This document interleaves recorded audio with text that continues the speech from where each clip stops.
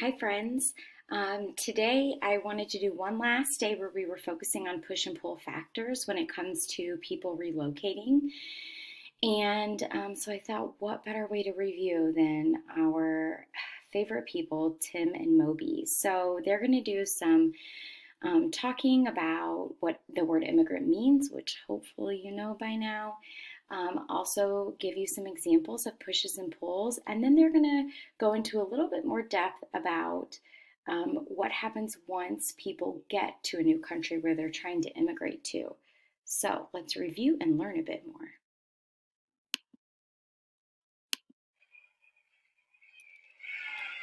Uh, um, uh, um, uh. Hey, how do you say meatball sandwich in Portuguese?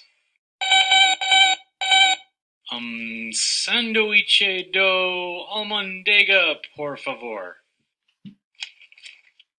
Dear Tim and Moby, my social studies teacher said America is a country of immigrants. What does that mean? From Myra.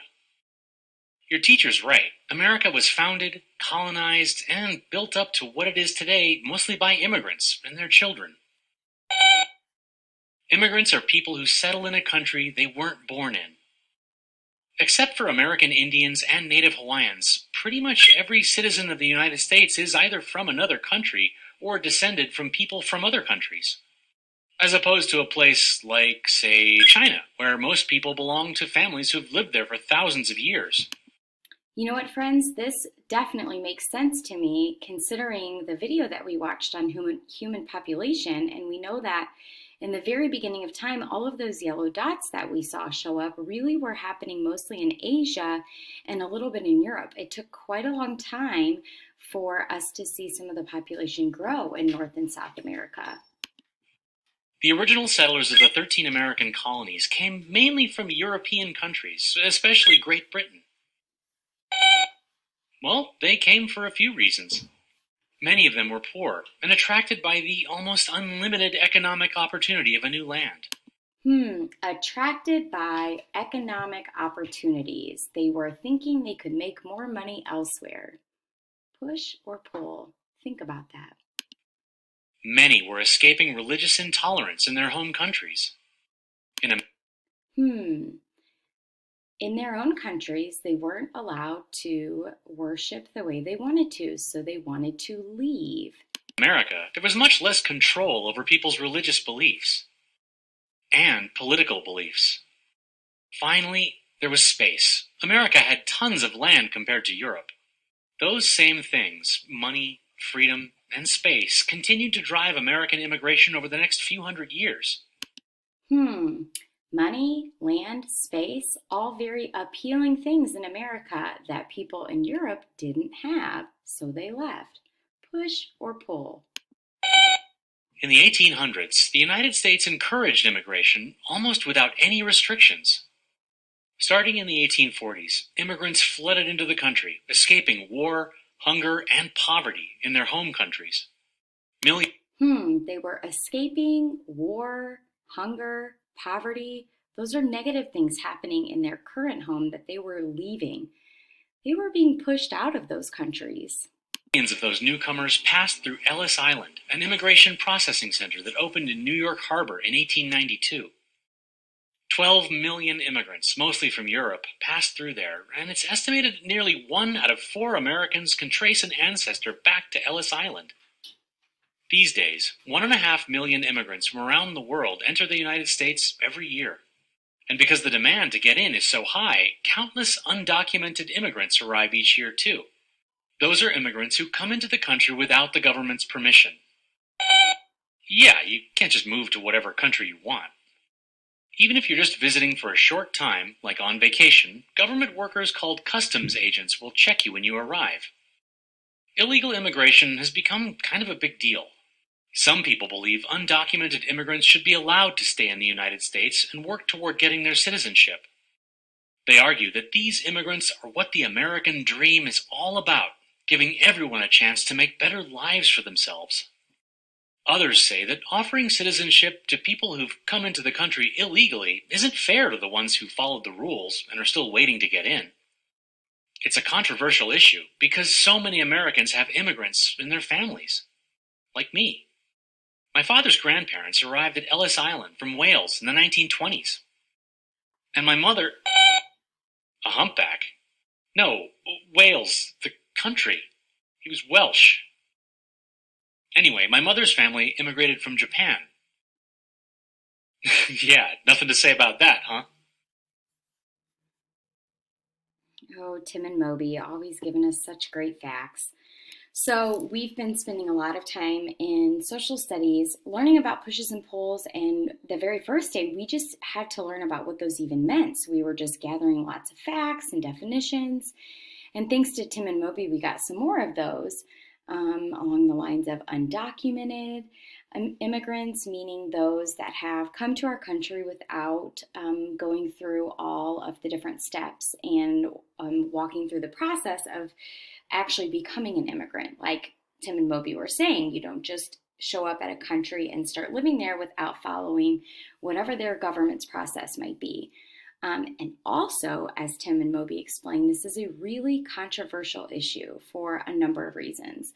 One is, as Tim and Moby explained, and that we learned in the beginning of our video, is a lot of the people who are living in America are descendants, great-great-grandchildren of, or even just grandchildren, or even just children of people who have come directly from another country.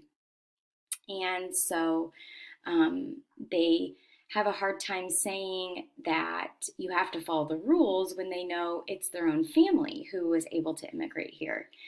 And other people think that no, you should follow the rules before you come and make sure that you get everything in order that the government would like before you come and become a member of our country. So also in social studies, besides learning all of these facts, we've been reading people's personal stories. And so I found one that's been happening actually right here in Maplewood. So I wanted to listen to just a tiny bit of it.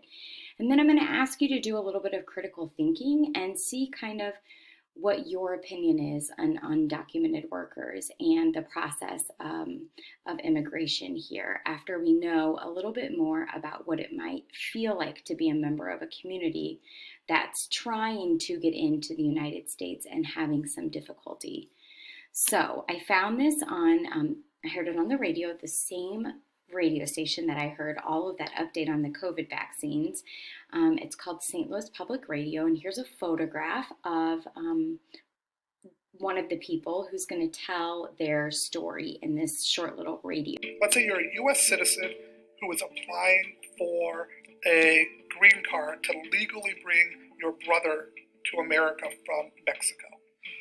This month, we are processing applications that were filed on April 22nd, 1999. So I want to pause for just a moment and make sure we understand what those just couple of sentences, what information they give us. That is a worker from the immigration office. He's not the one in the photo. He is someone who helps process all of the paperwork and follow all the rules that Tim and Moby were talking to us about that make you a documented immigrant instead of an undocumented immigrant. And he was saying that he is currently working on paperwork from 1999. Almost 22 whole years ago. That's how backed up things are. So when people say, oh, I think laws are important, I want to follow the rules, of course I agree with them. However, how can you possibly wait 22 years for the process to be complete and for you to immigrate to the country that you are planning to live in?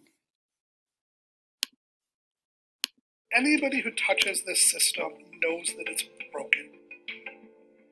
We hear often, he can just do it the right way. Why can't he do it the right way? Well, I'm here to tell you we've been trying to do it the right way for 10 years now.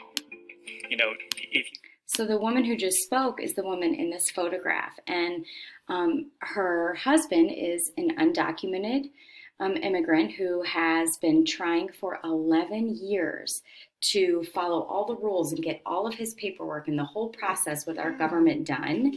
And and he's been unable to complete it. And so what she's saying is it's really easy for people to say, why can't he just follow the rules and do it the right way? But she's saying we've been trying that, and the system isn't working. It's broken. We cannot figure out how to get everything done to where we are actually following the rules. Work with the system, you will benefit. And I think that's such a damaging narrative. That language puts more of the burden on the person rather than on the system itself.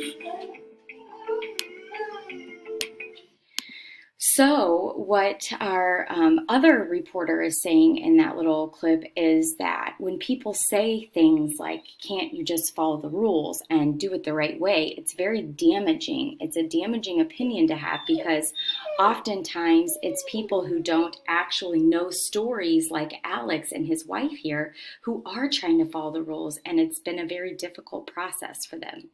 So I'm going to ask you to just think about this for a moment critically, and know that it's a controversial issue, and that sometimes when we hear facts like, well, if you're an undocumented worker, that means you didn't follow the rules. And if you're a documented worker, that means you did follow the rules, and one is wrong and one is right. Sometimes it's important to understand the stories of the people who are involved and not always just the facts. And I want you to just share your thoughts about what you've heard today, specifically about the process of legal immigration.